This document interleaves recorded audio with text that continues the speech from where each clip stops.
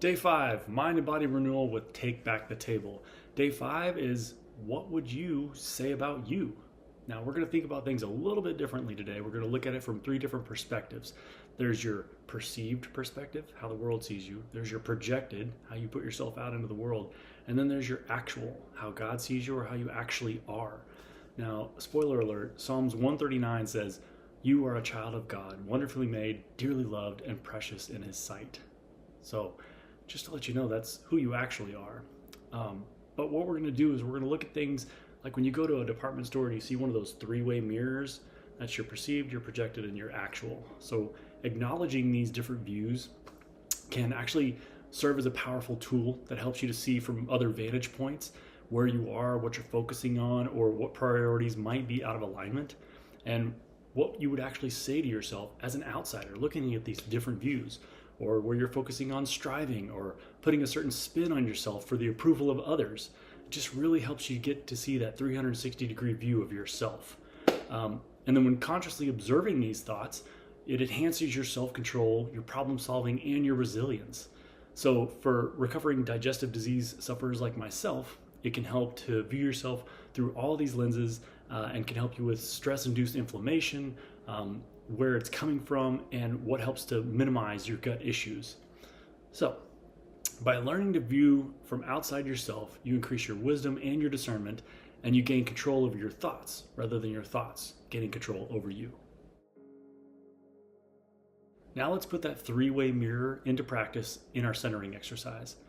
What I want you to do is I want you to sit calmly and find a quiet place. Get rid of all the distractions. Turn off your phone, turn off your TV, turn off your lights if you need to. And then I want you to observe your body. Notice how your arms are folded. How are your legs positioned? Do your ankles cross? Are you breathing shallow? What's your facial expressions like? Is there anything else? Is there any tension in your body? Take notice of these things. And then I want you to observe your emotions. What are you feeling right now? And then without judgment, name each of those emotions. And then imagine a friend standing in front of you. Only that friend is you. What would you tell you about what's going on in your life right now? What would each mirror view tell you? And then I want you to take this a step further. What if it was God standing in front of you? What would He say to you? Would He stretch out His arms? Would He hug you? Would you be afraid of Him? If you don't know, that's okay. As you spend time with Him, you'll get to know His character. Now sit for a minute, and then I want you to write down, did anything come up? Did you have any insight? Is there anything that you need to wrestle with? And then we'll move forward. Step 1, be still. The 360-degree view. Let's use that 3-way mirror to get a better perspective of yourself. And then what I want you to do is take your journal and look at the entry that you put yesterday and filter that journal through this 3-way mirror. How you're projected, how you're perceived, and how you actually are. What thoughts arise when you look at what you wrote yesterday? Are there any patterns that you're starting to see? Take a moment and just acknowledge the presence of God, or acknowledge the presence of something bigger than yourself. And then gather awareness of your mental state. How are you doing?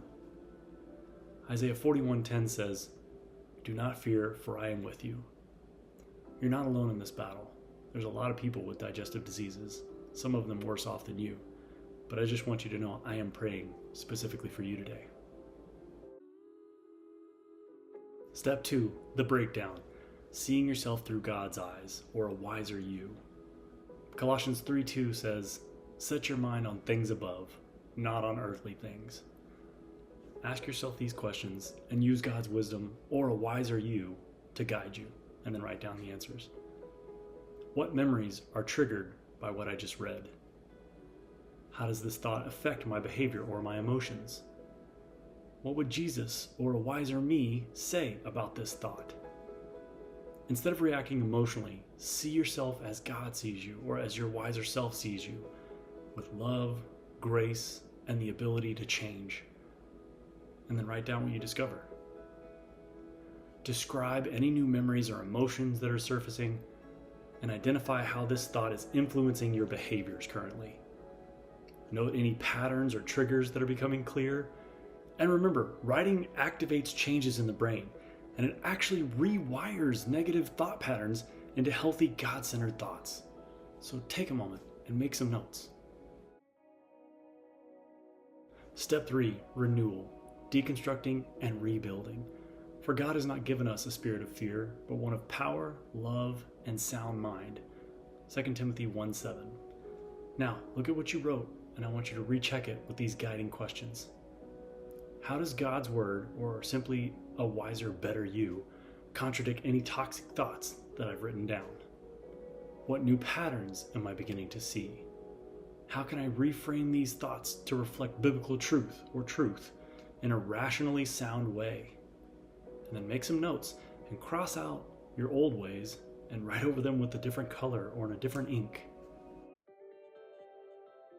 Step 4, go. Use your 3-way mirror technique that we taught you today as many times as you need. Each time you feel overwhelmed or anxious or triggered, pause and observe your thoughts from those 3 different perspectives rather than immediately reacting. Ask yourself, what would I tell a friend in the same situation? And then check in with yourself 7 or 8 times throughout today. Put reminders in your phone, or if you don't like using your phone, I get it. Use a sticky note and put it on your fridge, your bathroom mirror, or your rear view mirror in your car, wherever you're going to see it most. It helps to guide your brain in the right direction. And then remember, 2 Corinthians 10:5 says, I take captive every thought and make it obedient to Christ. Food action step week 1, use your daily food logging guide. Have you logged your food yet today? Yeah. And as a bonus, we have technology at our fingertips, and it's not going away, so why not use it to your benefit? Ask a smart device, Alexa, Siri, Buzzbee, ChatGPT, whoever it is, what foods help increase good gut bacteria, or what foods are the most inflammatory foods, and then listen to what they say. Fitness action step for today, lunge places. Now, if you don't know what a lunge is, it's just taking a longer step than you normally would. It's that simple. And it may look weird, but the simple rationale behind it is that the body will always take the least path of resistance. And a lunge simply makes that step have a little resistance. It's just a little bit different or challenging, thus taking the body out of that easiest path of resistance, which makes your body stronger when those challenging times do occur. So lunge somewhere today. Reminder for the day, week number 1, that food logging template. Now, today we did learn how to see ourselves from multiple vantage points objectively, and this simple but powerful shift gives you the power over your emotions so that you don't have to be controlled by them. Remember, God is with you in this journey, and as you practice self-awareness and renewal, your mind, body, and spirit will grow in strength and healing. So, make sure to do your affirmations, your phone timers, your sticky notes, however you want to do it to remind yourself. Use your food logging template.